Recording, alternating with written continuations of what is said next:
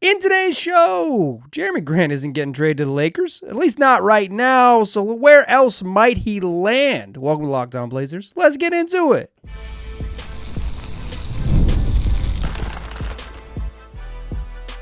You are Locked On Trailblazers, your daily Portland Trailblazers podcast, part of the Locked On Podcast Network. Your team every day. What's up, world? It's your past first point guard and Trailblazers reporter, Mike Richmond. You're listening to another episode of Locked On Blazers, part of the Locked On Podcast Network, available wherever you get podcasts and also on YouTube. Thanks for making the show your first listen, coming at you each and every weekday, Monday through Friday. So make it part of your daily routine, make it your first listen. Tell your friends to do the same. It's Locked On Blazers, your team every day. In today's show, we're talking Jerami Grant trade destinations. I had a journey on the trade machine that I will walk you through and the logic of where things stand with a trade that just might not happen. Plus, a listener question about some second-round angst about how the Blazers approach the second round of the 2024 NBA draft. I just want to set the record straight about what to be mad about if you're going to be mad.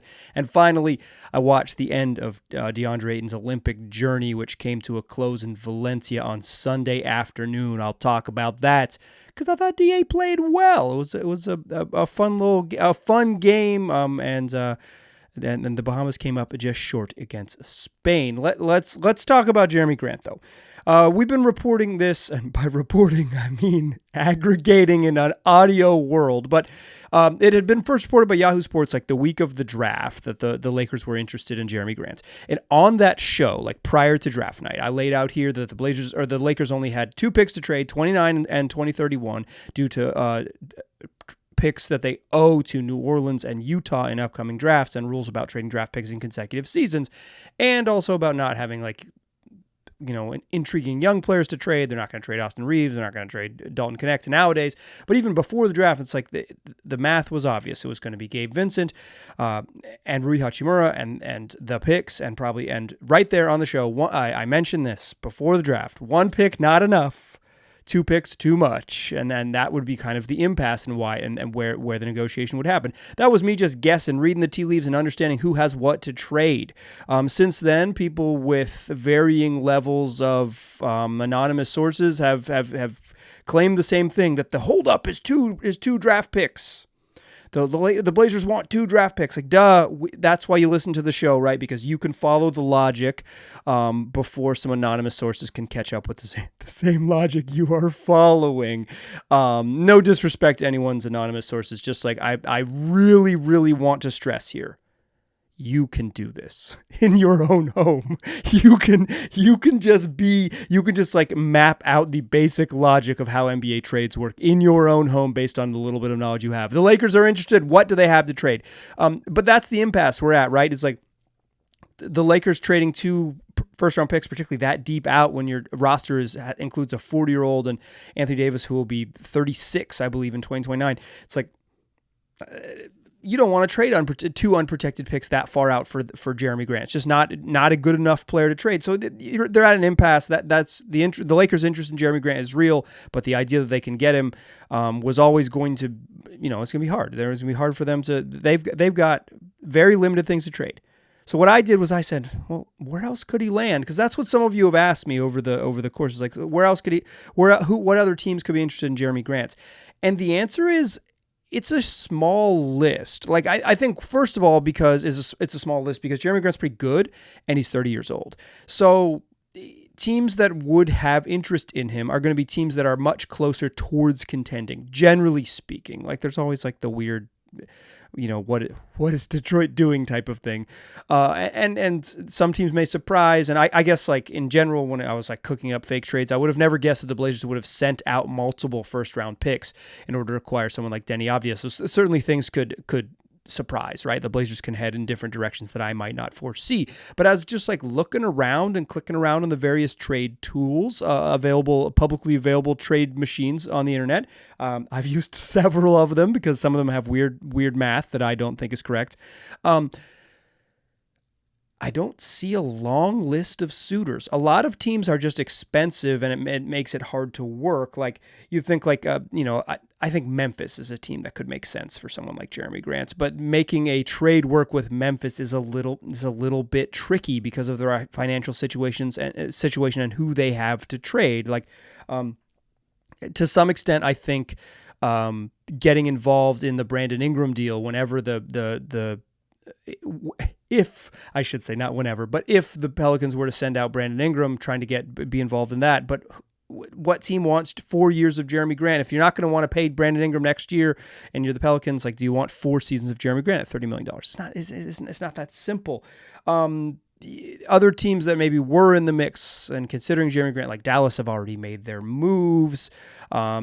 Houston, it's hard to cook up a deal. I think he would help in the Clippers, but it's hard to cook up a deal. It's just like looking around, and it is challenging to see an easy one. Like I thought at one point maybe the Pacers, but they've paid Obi Toppin and Pascal Siakam. They kind of have that Jerami Grant's position spoken for. So who are like teams that are like playoff quality good, who have $30 million of salary to trade, plus aren't impacted by league rules such that they couldn't aggregate salaries and all those things. Like the first and second apron make this a little more challenging. And without walking through every team's financial situation, I will tell you this: I had a little trouble cooking up anything that I felt was realistic in the trade machine. It was a failed trade machine journey.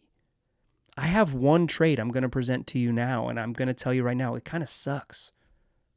It's not very good. It just isn't. I'm not sure what, like, I come away thinking, here's the deal. And then I'll tell you why I don't like it. And I'm talking down my own trade here. The Toronto Raptors send Ochai Agbaji and Bruce Brown to the Blazers in exchange for Jerami Grant, and the Raptors would send likely a protected second round pick such that it would convey into it would convey to a protected first round pick such that it would convey to second rounders pretty quickly, because I'm not sure that Jerami Grant, for what the Raptors are sending out in the situation, is worth like multiple firsts. And the Blazers, are they really going to send out?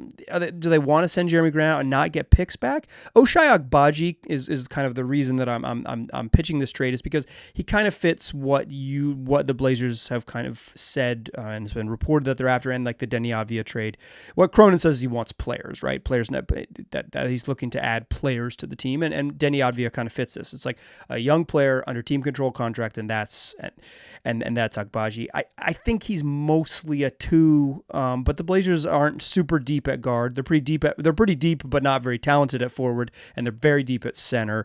They could use more guys who could dribble. I'm not sure Agbaji follows that. Bruce Brown is a bit of a ball handler. He's kind of a weird point guard / center on offense because of his position, and like forward on defense. He's a weird player to fit in, but I think he's pretty skilled. I don't think he would be a long-term fit, but he's an imminently tradable contract, and when you get to the trade deadline, maybe you could flip him. So you get your young player in Agbaji that you're taking a flyer on, your young wing you're taking a flyer on, and Bruce Brown, and you get, whatever it might be. Say you get like a 2025 top 20 protected pick, and the Raptors easily say, "Yep, it didn't convey." Okay, you get 2 seconds in 2029 and 2030 or something like that. That would be the deal, because I don't think you're getting first in that deal, right? I don't think there's enough value being sent there to get first. It works because the Blazers have the Damian Lillard trade exception, about $8 million trade exception from the Blazers from the deal with Milwaukee that they could absorb Agbaji into, and then the trade for Brown and Grant is straight up. That's not that good, right? That doesn't, but clicking around the trade machine, I don't see one that is both realistic in terms of where he would land, where Jerami Grant would land on a team that would want him, and brings back the right type of things, and fits the trade rules, and like it doesn't seem to check many. It's hard to check enough boxes. That's the trade I came up with after 40 minutes clicking around. Here's what I will say though. I think there is a world in which OKC is a very reasonable trade partner sometime in the future. They just signed Isaiah Joe and Aaron Wiggins to two multi-year contracts that are imminently tradable. Plus, they have Lou Dort, who's in some ways overlapped by Alex Caruso's skills. And if they want more shooting on the wing, and I think that's something that could appeal to OKC because they play 5 out, Jerami Grant fits that, and he fits like the sort of, he could be part of a good defensive team. I think he's not an elite defender in and of his own right, but has the tools to be part of a pretty good defensive team. And like they're trying to win, and he would help. He would help. He would have to play in April. I think he'd be okay with that on the right team. But OKC can't make that trade till the trade deadline, which kind of, here's where I land. I'm having trouble right now in about the first week of July. You're listening to Monday, July 8th show. Appreciate you listening. I guess we're in the second week of July officially. Like, I'm having a little bit of trouble finding a reasonable landing spot for Jerami Grant in the summertime. If you have one, email me, lockedonblazerspod@gmail.com. You can leave it in the YouTube comments as well if you like it. If you'd like to, if I find a really good one, I will absolutely share it on the show. But I'm having trouble just finding a realistic one that's like, I don't think, like if I'm the Lakers, I'm just straight up not trading 2 unprotected picks for Jerami Grant. And if they're the Blazers, I would jump at it immediately if they agree to it. Honestly, I would an unprotected 2029 pick from the Lakers, I would talk about it. I think they're going to be bad. Like the last decade of Laker basketball includes a championship and a lot of stinky years, no doubt about it.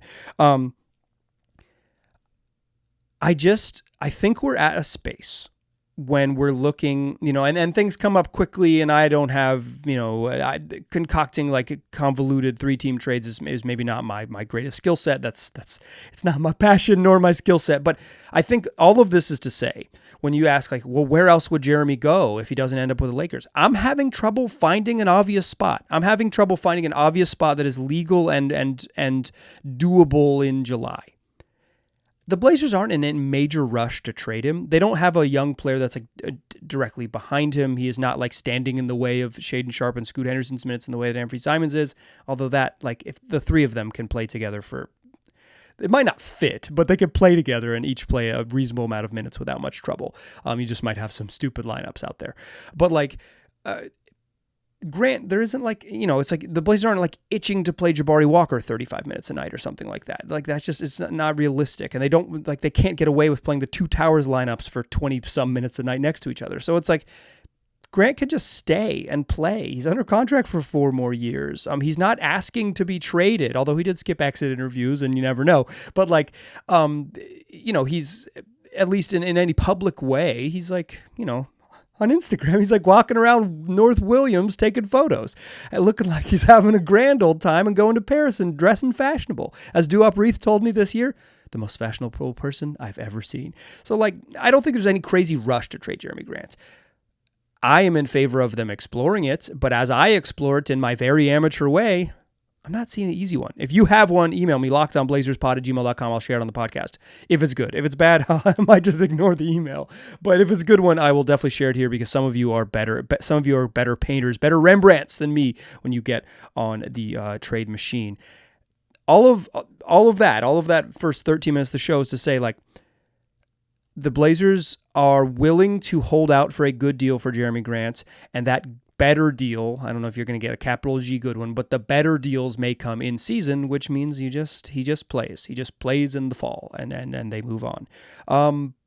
Speaking of moves the Blazers made or did not make, I got an email from listener John S. who asked me about the second round and had a little bit of angst about how the Blazers treated their 2 second-round picks. I want to just set the record straight about like where your angst should be, in my humble opinion. Join me in that second segment. We'll talk second-round picks, with how the Blazers approach the draft and what's next. Join me there, won't you? First, though, I want to tell you that today's show is brought to you by FanDuel. It's America's #1 sports book. And even in the summertime, they're making it fun to get in on the action on whatever sports you're into. Got Major League Baseball every day. My beloved Rockies on Sunday had a 3-game winning streak snapped. They got hammered at home. But luckily for me, I didn't believe in them strongly enough to go to FanDuel and wager. But you can, if you feel strongly about anything happening in the summertime. That's Major League Baseball or the WNBA or what have you. When the Olympics start, a whole bunch of action. FanDuel's hooking it up for all customers. That's new customers and returning customers. Everybody with a boost or a bonus daily. That's right. There's something for everyone every day, all summer long. So head over to FanDuel.com and start making the most out of your summer. FanDuel, an official sports betting partner of Major League Baseball. All right, let's talk second round picks. We talked Jerami Grant. I'm not seeing an easy trade, but let's talk second round picks where the Blazers made many a trade. They announced this week they made their second round trades official. Blazers first traded out of 34 to get future second round picks. And then they traded the 40th pick back to 52, and then they traded out of the draft at 52. And I got an email from listener John S, who's basically it doesn't sit right with me that the Blazers didn't make any second round selections and trade the 40th pick in the second round for cash and then turned around and signed Justin Minaya. What are they doing? This team is in asset acquisition mode. They should take every possible swing they can to acquire quality assets. That seems like a very logical, reasonable take. It's why I'm sharing it on the show. I think that's a logical, reasonable take. But I want to be a little more precise about what I think that the sort of where the angst should be, where the anger should be. I mentioned this a bunch leading up to the draft. Is 34 is a little too rich for a two-way deal. So if you're drafting someone at 34, you're offering them an NBA contract. You got to offer them an NBA contract. It can be one of those Morey specials where the first year is guaranteed and the final 3 years are non-guaranteed, or a 3-year deal with 2 years unguaranteed, or a 4-year deal with 2 and 2. Whatever it be. You can give yourself a lot of flexibility as a franchise. But 34 would be the highest selected player ever to take a two-way contract like that. It would have been historic to have someone on a two-way deal. So the Blazers heading into the draft with very limited roster space. They basically had, when they took Donovan Clingan, they basically had one roster spot. And when they made a 1-for-1 trade, Malcolm Brogdon out, Deni Avdija in, they didn't create any roster space. So they were basically full up, and that's assuming that they do continue, with the non-guaranteed contracts of Toumani Camara, a lock, and Jabari Walker, a damn near lock. So they had basically one roster spot. So when they didn't choose 34, it followed that a few days later, they exercised the team option on Delano Banton. Now, Delano Banton, choose your own adventure, right? For me, I might have taken a flyer at 34 over Banton, but I don't know the breadth of the draft and the quality of players. I can't pretend to have a strong enough read on second round draft picks to know that they're certainly going to be better than Delano Banton in the league. What I do know is they'd be younger.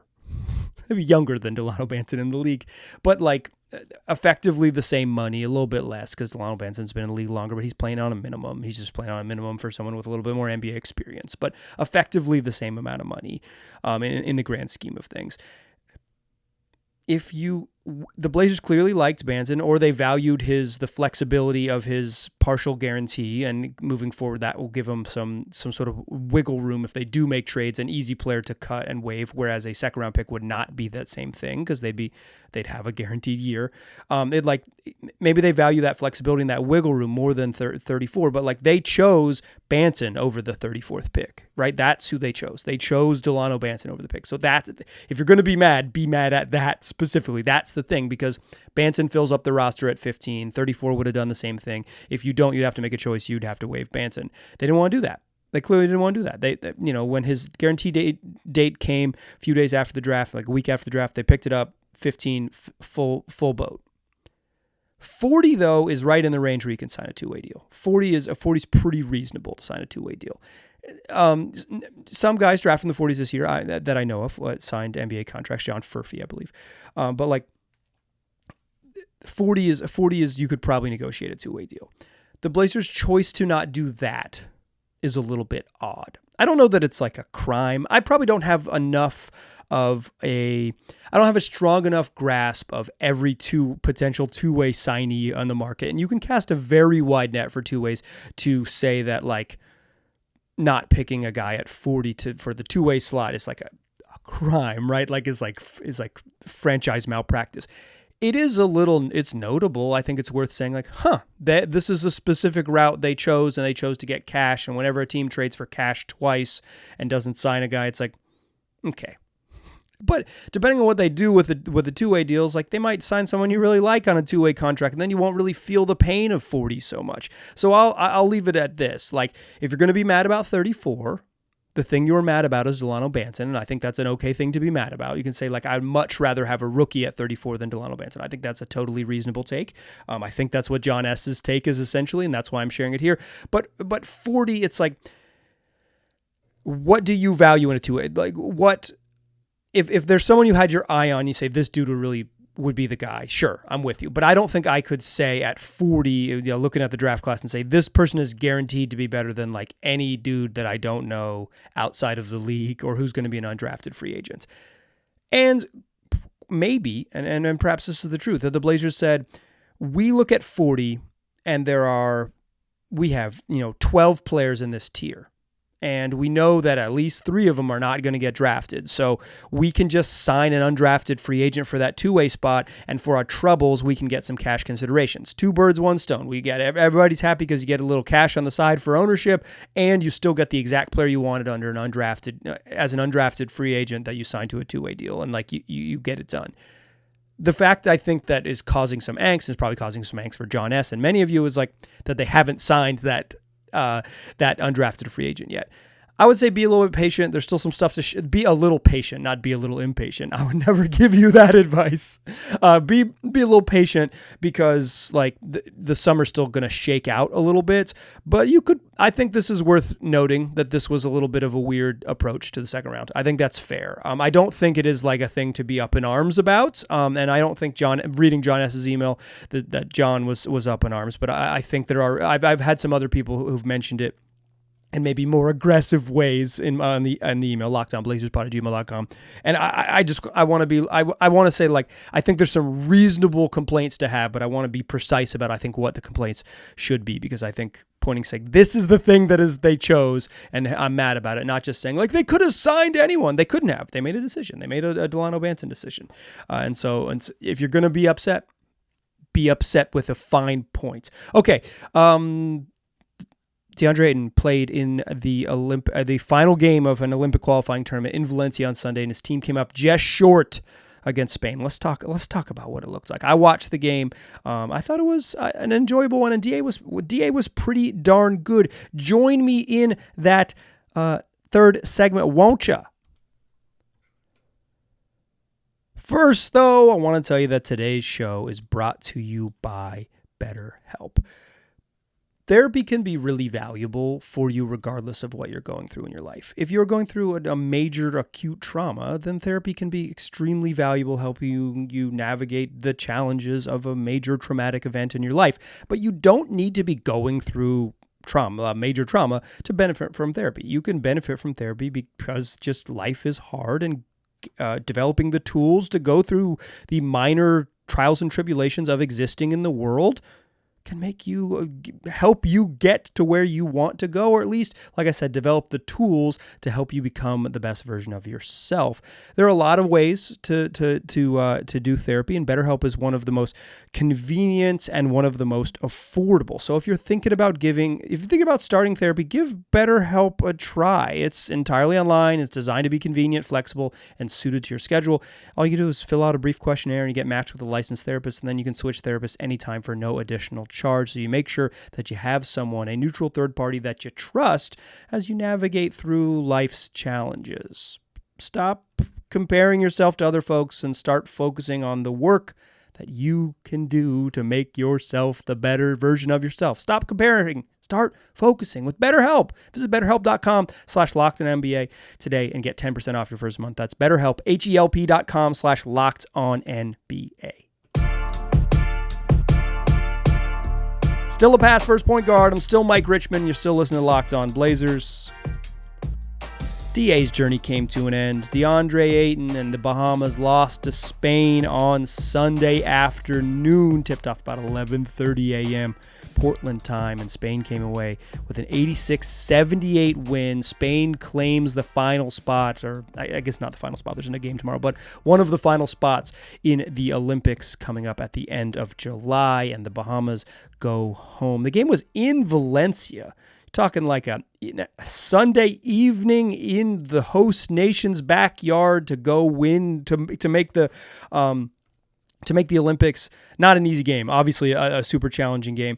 And okay, real quick, Rudy Fernandez with Spain, 6th Olympiad. He joins Diana Taurasi as the only basketball players in Olympic history to play in 6 Olympic games. 6, Rudy.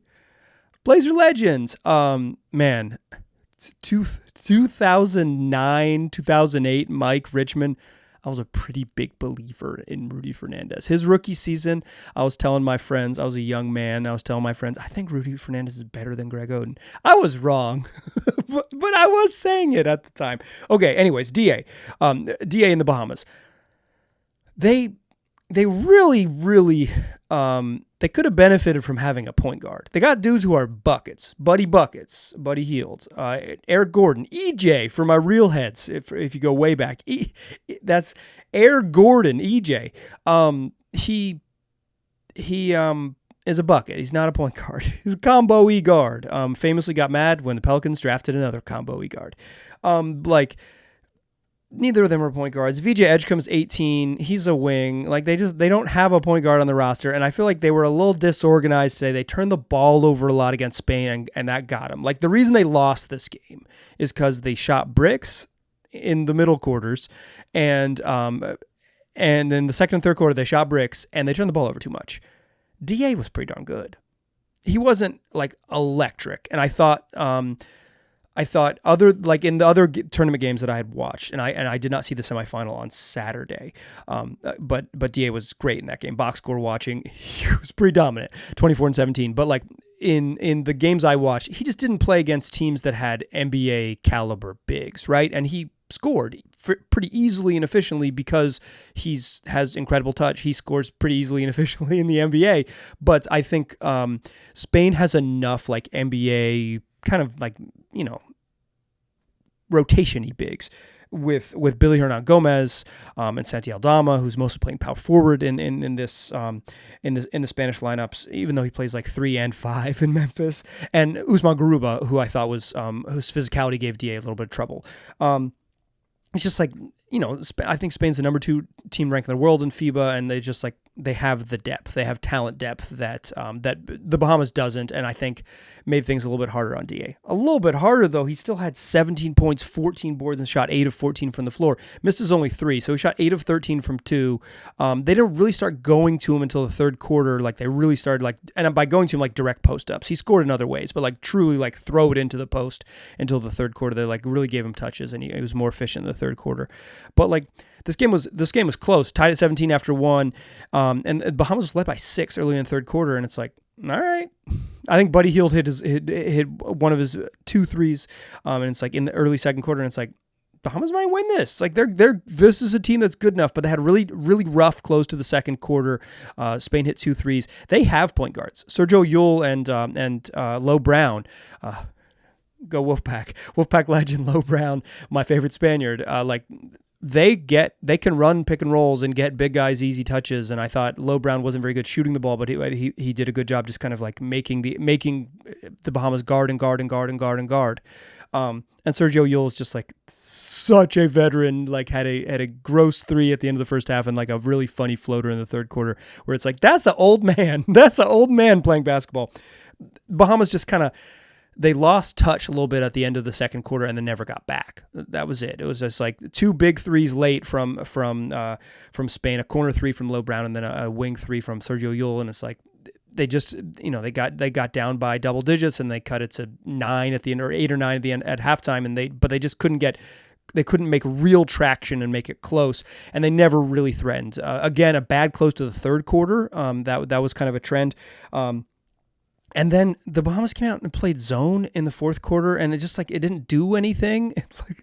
It didn't help. And this really, and I was kind of laughing about this. I was watching it. I was like, this is a Blazers game. This is a game where they were like, you don't think they're going to win because it's tough, but they hang tough in the game. They have one stretch where they shoot bricks, and Buddy Hield just shot bricks. That was kind of the difference in the games. Buddy Hield wasn't very good. VJ Edgecombe wasn't very good either, but they needed Buddy to be a bucket, and he wasn't. It was like, you rely on a limited number of offensive players. One of those players has a bad shooting night. You lose contact. You're down, between 8 and 12 for a long stretch, but you're not out of the game. And then randomly the team goes zone, and you never really threatened. Although you were like, it was a 6-point game with 90 seconds left, and but it never actually threatened. I feel like I've watched a lot of Blazer games that have followed a similar script, and I think the Bahamas followed that one. The Bahamas are pretty good, and DA was I don't think DA was dominant in this game, but he does what he does. Like, he just has great shooting touch. Again, like, I think the quality of Spain's big men, particularly on the offensive glass, and just physically kind of, particularly early in the game, kind of getting DA out of where he wanted to be.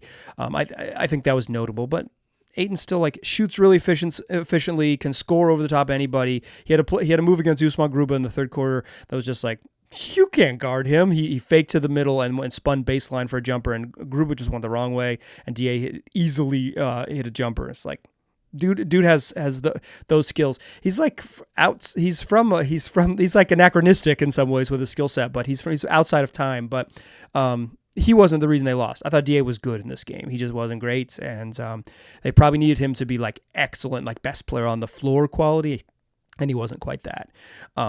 And his teammates shot bricks. And that was the reason that they lost, is because they shot some bricks and they turned the ball over like 14 times through the first 3.5 quarters. That, I think, Buddy is a little bit older, and Eric Gordon's obviously a little older, but like Edgecombe and Ayton could be around in a 4-year cycle. Like, this team could be pretty darn good again when they're trying to qualify for the Olympics in LA. So I would say keep an eye on this Bahamas team. We'll definitely track them. It's a bummer, though, because it means only one Blazers in the Olympics. It's just Duop Reith, because Matisse Thybulle got cut and Shaedon Sharpe was not invited to join the Canadian team because they're loaded, and he hasn't been a part of the senior team very much. And this was DA's shot, and I was excited to maybe get a chance to watch him in France, but instead, just Duop and the Boomers, and I guess we'll track a lot of Boomer basketball coming up here in a few weeks. That's going to do it for today's show. Tomorrow's show, we'll do what we do, more of this. You're listening to Monday show. Look for Tuesday show. There's going to be a Denny Avdia introductory press conference. We'll talk about that and more the rest of this week. Tell your friends about the program. 5 of them every single week. Well, one of them, 5 each week. One every single weekday, wherever you get podcasts, and also on YouTube. Tell your Blazer buddies about the program, and then come back and listen to tomorrow's show. I appreciate you listening. I'll talk to you soon.